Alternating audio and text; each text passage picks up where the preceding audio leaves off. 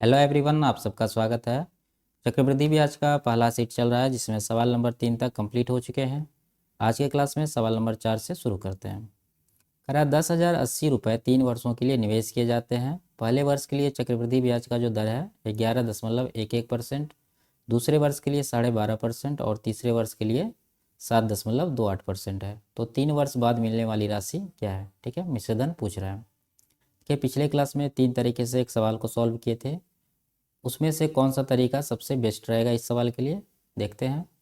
अगर इसको फार्मूला से करेंगे, ठीक है, तो नहीं हो पाएगा क्योंकि यहाँ पर रेट जो है अलग अलग है और डेसिमल में है। तो इस तरह का डेसिमल जब भी रहे सवाल में तो हम लोग को फार्मूला नहीं लगाना है। उसके बाद अगर स्टैंडर्ड रेशियो से करेंगे, क्या होता है 3 साल का 3:3:1, ठीक है। यहाँ पर रेट अलग अलग है तो स्टैंडर्ड रेशियो काम नहीं करेगा। ये तभी काम करता है जब रेट हर एक साल बराबर है, ठीक है। अब बचा सक्सेसिव रेशियो, ठीक है। सक्सेसिव रेशियो से इस सवाल को करेंगे। पहले हम लोग इसका फ्रैक्शन देख लेते हैं। 11.11 का फ्रैक्शन होता है 1/9, 12.5% का होता है 1/8, 7.28% का होता है 1/14, ठीक है। तो यहाँ पर मूलधन और मिश्रधन का जो रेशियो आएगा क्या आएगा? पहले है 9, 9 पर 1 का ब्याज मिलेगा तो क्या हो जाएगा? 9 से 10। उसके बाद अगला साल 8 पर 1 का ब्याज मिलेगा यानी 8 से 9 हो जाएगा। तीसरा साल 14 पर 1 का ब्याज मिलेगा यानी 14 से 15 हो जाएगा, ठीक है। अब ये तीनों को गुना करना है दोनों साइड और नीचे लिखना है। तो ये कितना हो जाएगा? गुना करने से पहले जो कटने वाला है उसको कटा देते हैं, या 9 और 9 काट देते हैं। 2 से 4 बार में, 2 से 5 बार में, ठीक है। 14 गुना 4 56 हो गया और इधर 75 हो गया। हमारे पास है मूलधन। यहाँ पर मूलधन कितना है? 56 यूनिट। इसी 56 यूनिट का वैल्यू 10,080 के बराबर होगा। मिश्रधन निकालना है यानी मिश्रधन कितना है? 75। तो 75 का वैल्यू कितना हो जाएगा? 10,080 बट्टा 56 गुना 75, ठीक है। इसको कटाते हैं। 14 चौके 56, 14 सत्तर 98, 14 दूना 28 यानी 720। यहाँ से फिर कटाते हैं 180 आया। तो 180 गुना 75 करेंगे तो हमारा आंसर आ जाएगा, ठीक है। गुना करने से पहले देख लेते हैं मल्टीपल। यहाँ देखिए 180 में 9 का मल्टीपल है 180, ठीक है। 9 छुपा हुआ है तो हम लोग ऑप्शन चेक करेंगे कौन सा ऑप्शन 9 का मल्टीपल है। जैसे देखिए यहाँ पर कितना हो रहा है? 1 2 3 3 5 8। यहाँ अंकों का योग 8 हो रहा है तो ये 9 का मल्टीपल नहीं है। दूसरा 3 1 4 5 9 5 14 हो रहा है, ये भी 9 का मल्टीपल नहीं है। 3 1 4 5 9, ये 9 का मल्टीपल है। 1 3 4 5 9 2 11, ये 9 का मल्टीपल नहीं है। तो हमारा ऑप्शन नंबर सी सही आंसर होगा, ठीक है। चाहे तो इसे गुना करके निकाल सकते हैं। ये कितना हो जाएगा?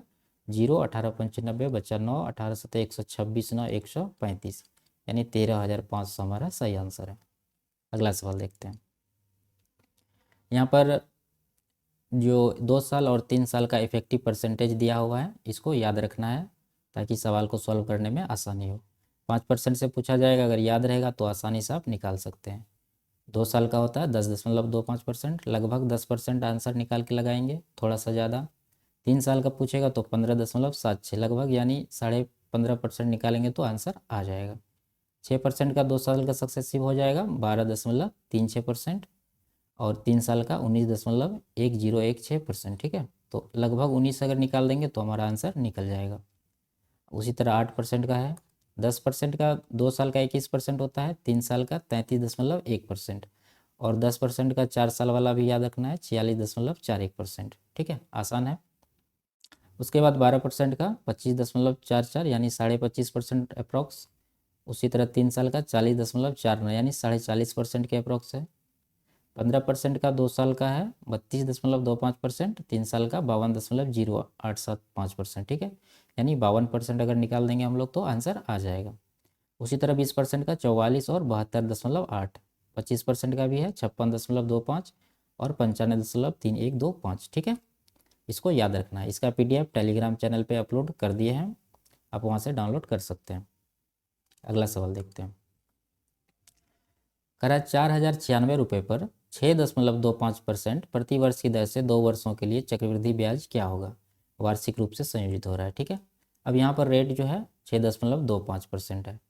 तो यहाँ डेसिमल में है, फॉर्मूला हम लोग नहीं लगाएंगे, ठीक है। और बचा क्या, स्टैंडर्ड रेशियो 2 साल का क्या होता है, 2:1।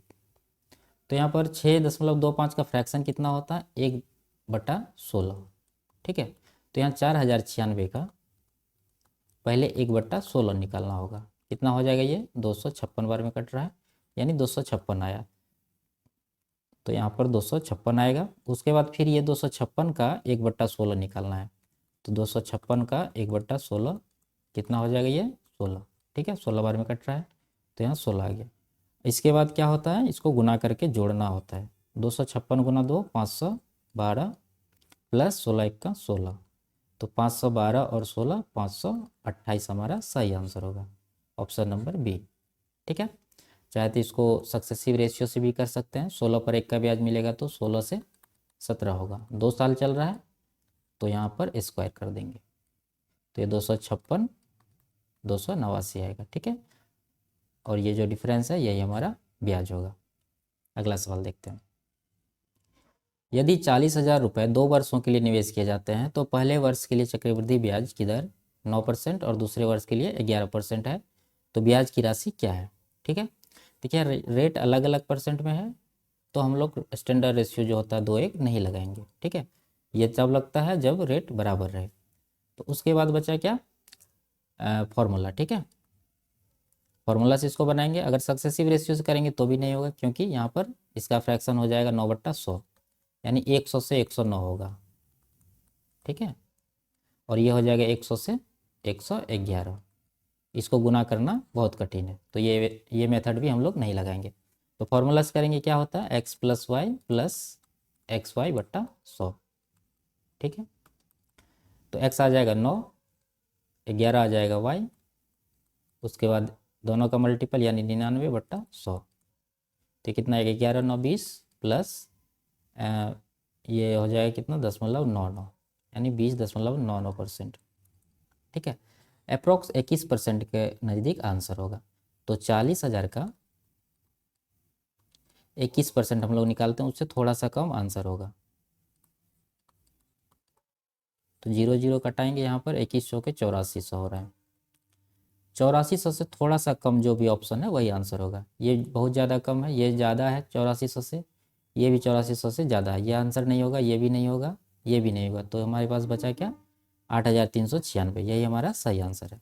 नहीं तो इसे गुना करके निकाल सकते हैं। अगला सवाल देखते हैं। 9,800 रुपये पर 14.28% प्रति वर्ष की दर से 2 वर्षों के बाद मिश्रधन क्या होगा। देखिए मिश्रधन जब पूछे तो सबसे आसान तरीका होगा सक्सेसिव रेशियो का, ठीक है, क्योंकि उसमें ज़्यादा कुछ नहीं निकलना पड़ेगा। देखिए यहाँ पर 14.28 होता है 1/7%, 1/7 इसका फ्रैक्शन होता है। तो यहाँ पर जो मूलधन और मिश्रधन का जो रेशियो बनेगा, क्या बनेगा, 7 पर 1 का ब्याज मिलेगा तो 8, ठीक है। बात है 2 वर्ष का, तो इसका स्क्वायर कर देंगे, तो ये आएगा निकल के 7 7 49 और 8 8 64, यानी 49 और 64, ठीक है।